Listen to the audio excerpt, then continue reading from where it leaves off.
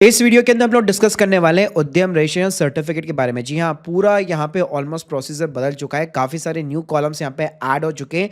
तो 2026 में अगर आपको उद्यम का सर्टिफिकेट चाहिए तो क्या क्या डॉक्यूमेंट्स रखने वाले हैं, कैसे आपको अप्लाई करना है ऑनलाइन, किन किन चीज़ों का ध्यान रखना चाहिए, जीएसटी आपके पास होना चाहिए नहीं होना चाहिए, तो सारी जानकारी दूंगा। और साथ में वीडियो के एंड में बताऊंगा इस सर्टिफिकेट की ना वैल्यू क्या है, एक्चुअल में ना आपको बेनिफिट क्या मिलता है। तो प्लीज पूरा वीडियो यहाँ पे जरूर देखिएगा। और यार स्टार्ट करने से पहले बताना चाहूंगा, अगर प्रोफेशनल एक्सपर्ट से उद्यम अप्लाई करना चाहते हैं, link in the description box. आप हमारे 17 से ज्यादा रिव्यूज के ऊपर ट्रस्ट कर सकते हो। और साथ में एक ऐप की भी लिंक देने वाला हूं। अगर आपको यहाँ पे जानना है गवर्नमेंट की कौन सी सब्सिडी वगैरह आप अवेल कर सकते हो सर्टिफिकेट के थ्रू, तो इस ऐप के अंदर सारी जानकारी है। पहले बात कर लेते हैं कि अभी यहाँ पे उद्यम के अंदर या फिर एमएसएमई में क्या चेंज आया है। तो 1/4/2025 से ना एमएसएमई की जो कैटेगरी होती है उसके अंदर लिमिट्स बढ़ चुकी है। यानी माइक्रो स्मॉल मीडियम एंटरप्राइज में भी जिसका इन्वेस्टमेंट पहले 1 करोड़ रुपए हुआ करता था, वो 2.5 करोड़ हो गया, 10 से 25 हो गया। तो अगर आपका छोटा मोटा भी बिजनेस है और लेट्स सपोज अगर बड़ा बिजनेस भी है 125 करोड़ तक का, स्टिल आप उद्यम यहाँ पे अप्लाई कर सकते हो। और सबसे बढ़िया बात है, ये सेल्फ डिक्लेरेशन सर्टिफिकेट है, कोई भी गवर्नमेंट की अप्रूवल की रिक्वायरमेंट नहीं रहेगी और ऑटोमेटिकली अप्लाई करते सीधा सर्टिफिकेट मिल जाएगा। तो भाई इसके लिए आपके पास में क्या होना चाहिए, आपके पास में सिंपली 2 चीजें होनी चाहिए। आपका आधार कार्ड होना चाहिए, पैन कार्ड नंबर होना चाहिए और आधार कार्ड आपके मोबाइल नंबर के साथ में लिंक होना चाहिए। बाकी जिनकी भी पार्टनरशिप एलएलपी कंपनी है, उनके जो डायरेक्टर्स वगैरह वो अपने नाम पे अप्लाई कर सकते हैं। और पहले इसके अंदर जीएसटी की रिक्वायरमेंट थी, लेकिन वो भी अब हट चुकी है। अगर आपके पास में जीएसटी नहीं है तो स्टिल आप इस सर्टिफिकेट के लिए एलिजिबल हो। तो चलिए सीधा लाइव ले चलता हूं, दिखाता हूं आपको कैसे अप्लाई करना है, फिर वीडियो के एंड में इसके बेनिफिट बताऊंगा। तो जैसे आप यहाँ पे गवर्नमेंट की इस टाइप की वेबसाइट को खोलेंगे, यहाँ पे आप देख सकते हैं 2 ऑप्शन आपको दिखने वाले हैं। तो 2020 के पहले जिनके पास में उद्योग आधार था उनके लिए तो ये वाली नीचे वाली 2 लिंक्स रिलेवेंट है। लेकिन अगर आप पहली बार अप्लाई कर रहे हैं तो सिंपली जो फर्स्ट लिंक है उसके ऊपर आपको क्लिक करना है। अब भाई यहाँ पे सिंपली आप अपना आधार नंबर और आपके आधार कार्ड में जो भी नाम दिया हुआ है वो सिंपली डालकर इसको आप वैलिडेट करा दीजिए। वैलिडेट कराने पे गाइस सिंपली एक ओटीपी जाएगा आपके जो भी आधार नंबर लिंक मोबाइल नंबर होगा उसके ऊपर, और ओटीपी डाल के आप इसको कंफर्म कर सकते हो। जैसे एक बार आपका आधार यहाँ पे सक्सेसफुली वेरीफाई हो जाता है, उसके बाद में टाइप ऑफ ऑर्गेनाइजेशन के अंदर एज ए इंडिविजुअल अगर आप अप्लाई कर रहे हैं तो प्रोप्राइटी आपको यहाँ पे सिंपली सेलेक्ट करना है। आपको अपना पर्सनल पैन कार्ड नंबर डालना है। उसके बाद में नेम ऑफ पैन होल्डर में आपको पैन कार्ड के ऊपर जो नाम दिया हुआ है अपना जो पर्सनल नेम है वो डालना है और आपको अपनी डेट ऑफ बर्थ डालनी है। और इसी तरह जैसे पहले हम लोगों ने आधार को वैलिडेट किया, वैसे आपको पैन को भी वैलिडेट कर देना है। उसके बाद में भाई यहाँ पे सबसे पहले नेम ऑफ द एंटरप्रेन्योर आएगा, जिसको आप चेंज नहीं कर पाओगे क्योंकि वो आपके पैन और आधार से लिया गया है, यानी कि नॉन एडिटेबल फील्ड लेने वाली है। तो सिंपली ना यहाँ पे आपको 6 नंबर कॉलम में मोबाइल नंबर और 7 नंबर कॉलम में आपको अपना ईमेल आईडी इनपुट कर देना है। नीचे की साइड में अगर आप देखोगे तो यहाँ पे कैटेगराइजेशन ऑफ ऑनरशिप दी हुई है। तो देखिए आपकी जो भी कास्ट है, मतलब जिस भी कैटेगरी में आप आते हो, जनरल में आते हो, एससी एसटी ओबीसी, उसके अकॉर्डिंग अलग अलग ये परसेंटेज बटे हुए हैं। तो सिंपली नीचे ना आपको सोशल कैटेगरी में जो भी आपका कास्ट वगैरह जनरल है, एससी एसटी ओबीसी जो भी है, वो आपको यहाँ पे सेलेक्ट कर लेना है। क्योंकि इसमें ना देखो रिजर्वेशन जरूर है, मतलब उसके अकॉर्डिंग जो बाद में जो गवर्नमेंट की सब्सिडीज और बेनिफिट्स वगैरह मिलता है वहां पे थोड़ा बहुत एडवांटेज आपको देखने को मिल जाता है। उसके बाद में यहाँ सिंपली आप अपना जेंडर सेलेक्ट कर लो। फिर उसके बाद में 10 नंबर का जो कॉलम है, दिव्यांग है कि नहीं है, मतलब डिसेबल पर्सन है कि नहीं है, यस और नो के अंदर जवाब दे दीजिए। उसके बाद में भाई नेम ऑफ द एंटरप्राइज आता है। तो देखिए एज ए प्रोप्राइटर अगर आप अप्लाई कर रहे हैं तो जिस भी नाम के ऊपर, ब्रांड नेम के ऊपर आप अपना करंट अकाउंट ओपन करना चाहते हो फर्दर, वही नेम जो है सिंपली नेम ऑफ एंटरप्राइज के अंदर आपका आना चाहिए। एग्जांपल के लिए मैंने यहाँ पे पटेल एंटरप्राइज लिख दिया और सेम जो प्लांट यूनिट नेम है वहां पे भी आपका वही फर्म का नाम आएगा और आपको सिंपली इस यूनिट को ऐड कर देना है। अब यूनिट को ऐड करते ही लोकेशन ऑफ द प्लांट पूछेगा। तो देखिए अगर आप एक मैन्युफैक्चरिंग बिजनेस चला रहे हैं, ठीक है, तो हो सकता है आपका ऑफिस कहीं और हो,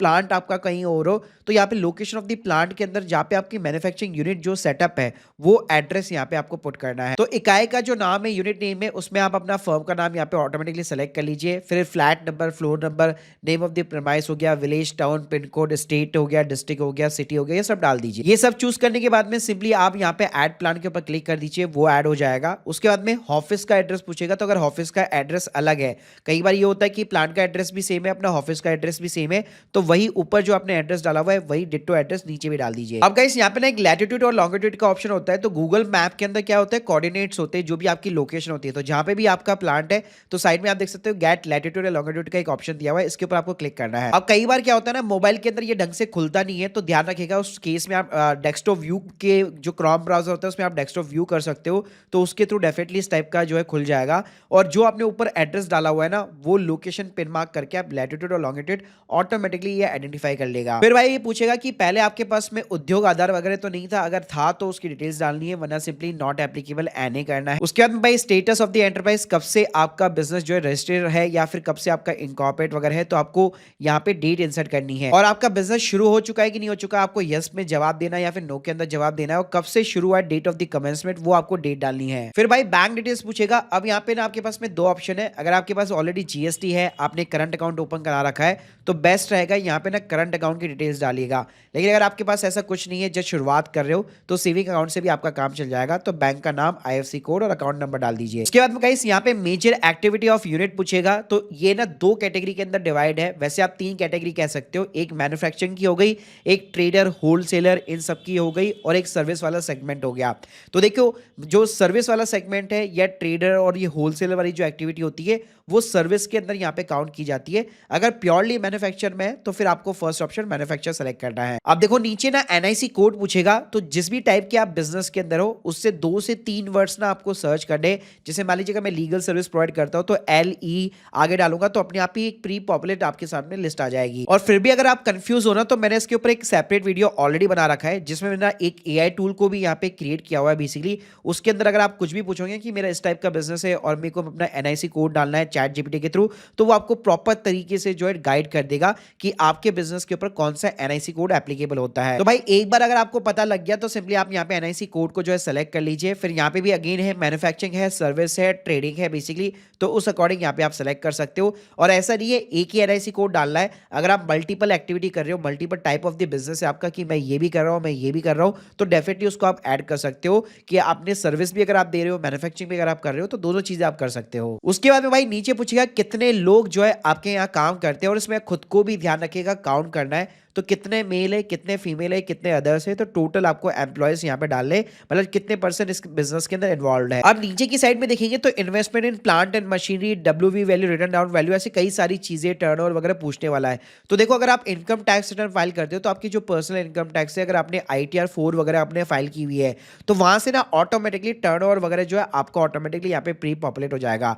लेकिन अगर ऐसा कुछ भी नहीं है, ITR वगैरह कुछ भी फाइल नहीं की हुई है, तो इन सभी को आप जीरो भी कर सकते हो कि जस्ट अभी मैं बिजनेस शुरू कर रहा हूँ। नीचे ना बहुत सारे आपके सामने क्वेश्चन आएंगे, जैसे गवर्नमेंट का एक जो है E-मार्केट जैम पोर्टल है, जहां पे आप टेंडर में पार्टिसिपेट कर सकते हो। तो क्या आप चाहते हो कि ऑटोमेटिकली वहां पे भी आप रजिस्टर हो जाओ? तो इस तरह से आपको यस नो के अंदर जवाब देना है। ऐसे एक इनवॉइस डिस्काउंटिंग का TRDS का पोर्टल है, वहां पे आप रजिस्टर होना चाहते हो। आपको अगर फ्री में .in का डोमेन चाहिए, बिजनेस की ईमेल आईडी चाहिए, स्किल इंडिया डिजिटल पोर्टल में रजिस्टर होना है। तो ऐसे बहुत सारे क्वेश्चन है, आप यस नो के अंदर जवाब कर सकते हो, कोई दिक्कत नहीं। और लास्ट में यार सिंपली अपना डिस्ट्रिक्ट सेंटर सेलेक्ट कर लो, सबमिट एंड फाइनल OTP डालकर सबमिट कर दीजिए। तो भाई आप जैसे यहाँ पे सबमिट करोगे, यहाँ पे आपका रजिस्ट्रेशन जो है इंस्टेंटली बेसिकली सक्सेसफुल हो जाता है। और आपको स्क्रीन के सामने ना एक उद्यम का रजिस्ट्रेशन नंबर भी देखने को मिल जाएगा, तो उसको आप सिंपली नोट डाउन कर लीजिए। अब देखिए, उसको अगर आपका प्रिंट आउट निकाला है, तो वापस उद्यम की साइट पे जाइए, प्रिंट ऊपर ऑप्शन मिल जाएगा उद्यम का।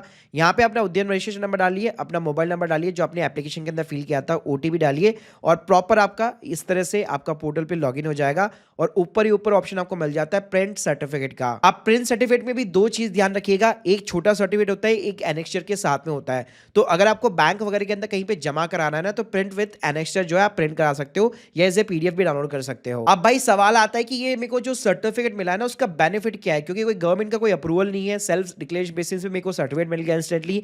तो पहली बात, अगर आप करंट अकाउंट ओपन करना चाहते हो अपने बिजनेस के नाम पे, तो कई सारे बैंक इसको एक्सेप्ट करते हैं, कोई दिक्कत नहीं है। साथ में GST भी जब अप्लाई करते हो, तो इसका भी आप रेफरेंस यहाँ पे प्रोवाइड कर सकते हो। गवर्नमेंट टेंडर में अगर आपको पार्टिसिपेट करना है, बिजनेस की क्रेडिबिलिटी बढ़ानी है, तो डेफिनेटली MSME या उद्यम आपके लिए बहुत ही सही है। साथ में अगर मैं फाइनेंशियल वाइज बात करूं, तो यहाँ पे अगर आप एक एज ए MSME बिजनेस के अंदर रजिस्टर्ड हो और सामने बहुत भी बड़ी बड़ी पार्टी है, और मान लीजिए अगर आपको पेमेंट नहीं मिल रहा है टाइम के अंदर, जिसके अंदर 45 डेज का पेमेंट का रूल होता है, तो यहाँ पे उसका आप रूल का एडवांटेज उठा सकते हो। इसके अलावा टैक्स डिडक्शन के अंदर बेसिकली जो है आपको अच्छा खासा जो है चीजें देखने को मिल जाता है, बेनिफिट देखने को मिल जाता है। इनवॉइस डिस्काउंटिंग का अलग से पोर्टल है गवर्नमेंट का, अगर आपको वर्किंग कैपिटल चाहिए, लोन चाहिए, वहां पे आपको आराम से मिल जाएगा। इवन आपने प्रधानमंत्री मुद्रा योजना वगैरह हो गया, या फिर PMGB लोन हो गया, ऐसे लोन के बारे में सुना होगा, वो लोन भी इसी सर्टिफिकेट के बेसिस पे आपको देखने को मिल जाता है।